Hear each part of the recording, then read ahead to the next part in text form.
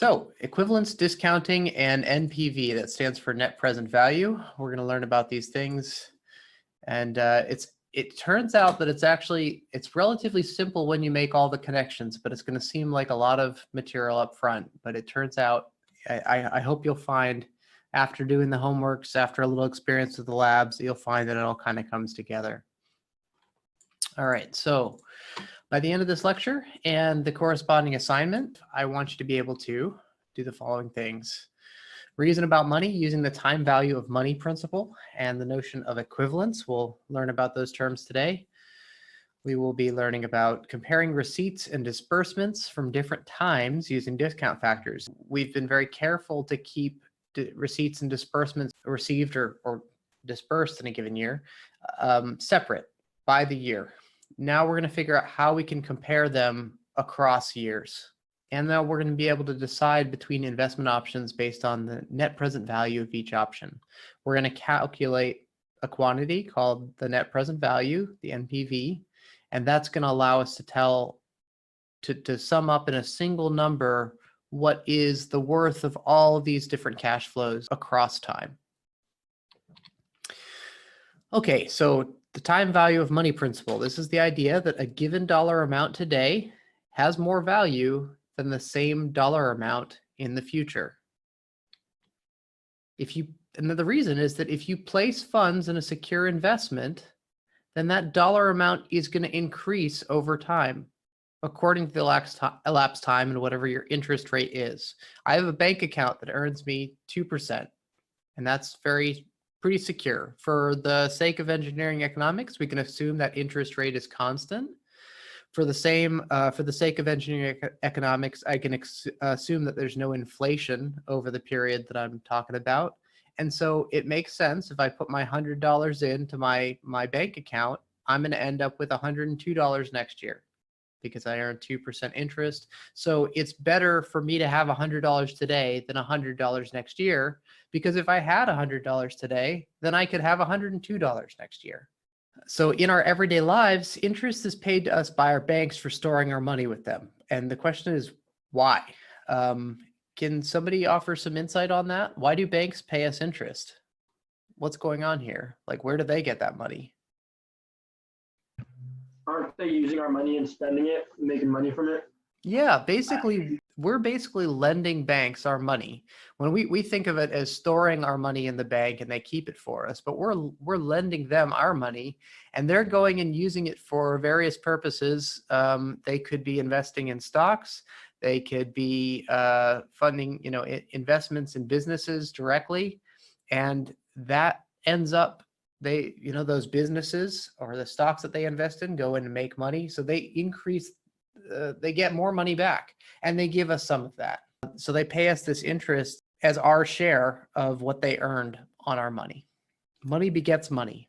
When we talk about interest, we're not just talking about interest paid by banks, regardless of whether that's because we placed it in the bank or directed into a business directly ourselves.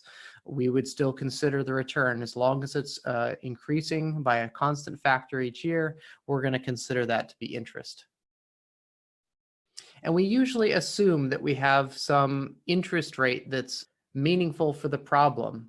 And we'll talk about that in a few slides. Okay. So here's an example. What's the value of $100 after 30 years if it's placed in an account that accrues 8% interest each year?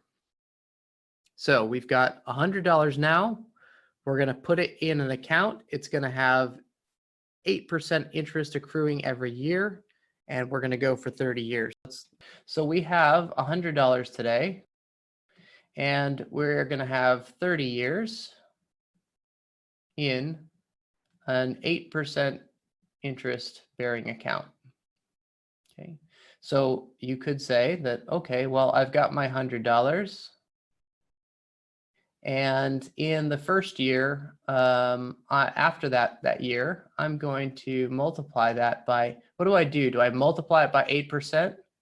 I guess so. That's how much interest I'm going to earn. I'm going to have $100 plus this 8% times my $100 That's after the first year. I could turn that into 100 times 1.08. So that's after the first year. I have $108. All right, and then let's say the second year, right? I've got to do this 30 times, right? Well, I've learned a little shortcut. I can take my $108 and then I can multiply that by 1.08, and that'll give me how much money I have after the next year. And so that gives me whatever that number that is. And so I could keep on doing that 30 times, right? But this turns out to be the same thing as just taking my $100. I multiplied it by a factor of 1.08 here.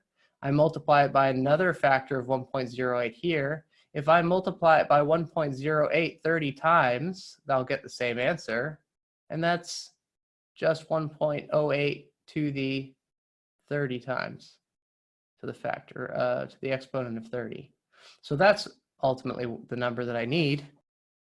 1.08 to the 30, I'll tell you what that is. 100 times 10.0627. I'm going to have $1,000, $1,006.27.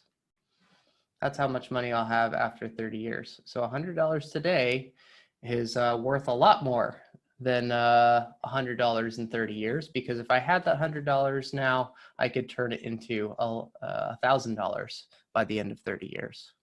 That's the basic idea, illustration of the time value of money, and that's the same dollar amount in different years are not equivalent, and that's a basic calculation involving interest. How about what's the effective annual interest rate if 0.5% interest accrues monthly? You've probably done a problem that's similar to this before too. So we want to know if we're making 0.5% each month, and we want to know what is the effective interest rate per year. Well, what does that mean? That means basically if I have a dollar today and it earns 0.5% each month for 12 months, how much will I have after the end of the year? Well, that is going to be that $1. And we're going to multiply it by a factor of 1.005 each month for 12 months. We do that 12 times in a year. So this is, we could multiply out 1.005 12 times, or we could just take it to the power of 12. It turns out that at the end of the year, I'm going to have $1.06. And if we want to figure out the effective interest rate then, well, it's basically what this is minus 1. So that means we earn 6.17% interest annually. Notice this is close to, but not exactly the same as 0.5% times 12, right? That would be 6% on the nose. But because it accrues geometrically, a constant ratio, that factor of 1.005 gets multiplied or taken to the 12th power. That's a little bit different than this taking this 0.5 and then multiplying it by 12. They're close, but this one's always going to be a little bit bigger. 6.17% is the effective annual interest rate.